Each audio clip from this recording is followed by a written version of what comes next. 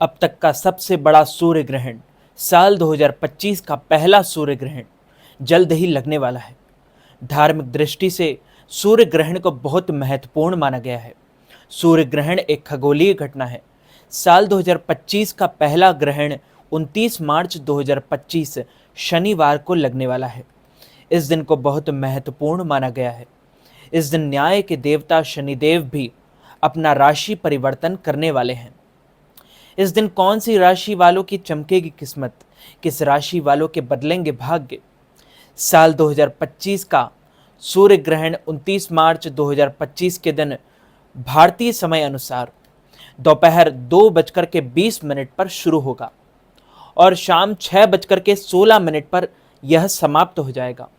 यह ग्रहण 3:53 पर इसकी कुल अवधि के साथ समाप्त होगा। सूर्य ग्रहण तब होता है जब चंद्रमा सूर्य और पृथ्वी के बीच आ जाता है। चंद्रमा सूर्य के प्रकाश को पृथ्वी तक पहुंचाने से रोकता है, जिससे पृथ्वी पर छाया पड़ती है।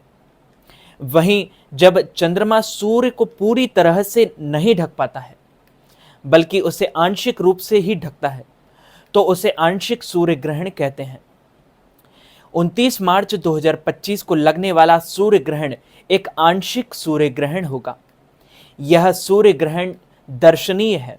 यह सूर्य ग्रहण उत्तर पश्चिमी अफ्रीका, उत्तर अमेरिका और उत्तरी पूर्व भाग में दिखाई देगा। यूरोप और उत्तरी रूस में भी दिखाई देगा। यह ग्रहण मुख्य रूप से कनाडा, पुर्तगाल, स्पेन, आयरलैंड, फ्रांस, यूनाइलैंड और United kingdom, Denmark, Germany, Norway, Finland और रूस में दिखाई देगा। और कई भारतीय वैज्ञानिकों के अनुसार यह सूर्य ग्रहण भारत में भी दिखाई देगा। कई वैज्ञानिकों का यह दावा है कि जब 29 मार्च 2025 का दिन आएगा, जब यह सूर्य ग्रहण भारत में भी दिखाई देगा।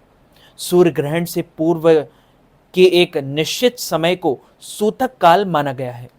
सूतक काल के समय पृथ्वी का वातावरण पूरा का पूरा दूषित हो जाता है, मतलब पूरा गंदा हो जाता है।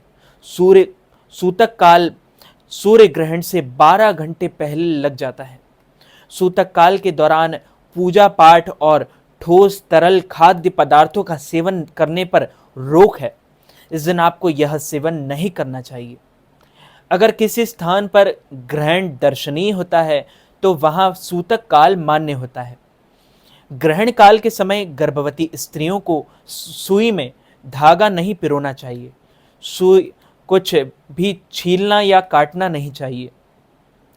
सूर्य ग्रहण के दौरान गर्भवती महिलाओं को कहीं भी बाहर नहीं निकलना चाहिए।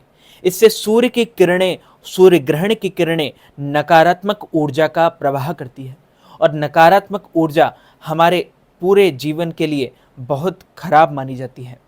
ग्रहण के दौरान नुकीली चीज़ों का बिल्कुल भी इस्तेमाल ना करें। ग्रहण के दौरान निकलने वाली तरंगे प्रेग्नेंट स्त्रियों और उनके बच्चों के लिए हानिकारक सिद्ध हो सकती है। गर्भवती महिलाओं को ग्रहण में सोना नहीं चाहिए और सोने की सलाह ग्रहण के समय कुछ वैज्ञानिकों के द्वारा दी जाती है। इससे बच्चों पर बुरा प्रभाव पड़ सकता है। इस दौरान विष्णु सहस्त्रनाम या महामृत्युंजय मंत्र का जाप आप अवश्य करें। सूर्य ग्रहण में मंदिर या भगवान की मूर्ति का स्पर्श बिल्कुल ना करें, क्योंकि इस दिन सूर्य ग्रहण की जो नकारात्मक ऊर्जाएं होती है वो हमारे शरीर पर भी पड़ती है और हमारे शरीर के द्वारा अगर हम भगवान को स्पर्श कर लेते हैं तो वो भगवान के लिए और हमारे लिए बिल्कुल भी ठीक नहीं होता है। ग्रहण में ईश्वर की मौखिक और मन ही मन स्मरण करना चाहिए। पूजा सामग्री को भी छूना नहीं चाहिए। गर्भवती महिलाओं को सूर्य ग्रहण के समय भोजन बनाने और खाने से बचना चाहिए, क्योंकि ग्रहण की अशुद्ध किरणों से भोजन को दूषित हो जाता है। हालांकि प्रेगनेंसी में ज़्यादा देर तक भूखे नहीं रहना चाहिए।